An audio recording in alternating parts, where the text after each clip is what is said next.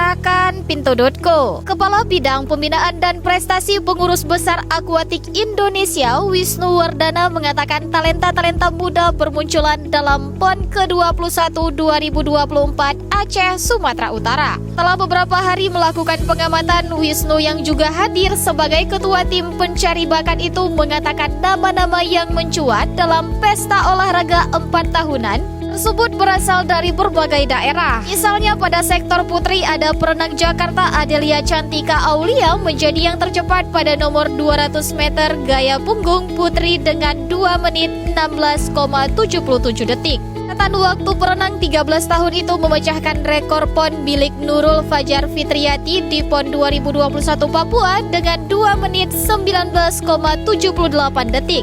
Lalu ada juga Mikel Surjadivang dari Banten yang berusia 15 tahun. Sementara untuk putra di antaranya ada nama Samuel Maxon Septionus dari DKI Jakarta yang berusia 16 tahun dan Jason Donovan Yusuf yang berusia 17 tahun serta yang lainnya. Wisnu juga mengungkapkan setelah PON 2024, PB Aquatic langsung bergerak cepat memanggil para perenang muda untuk mengikuti pelatnas di bawah program peningkatan prestasi olahraga nasional Kemenpora.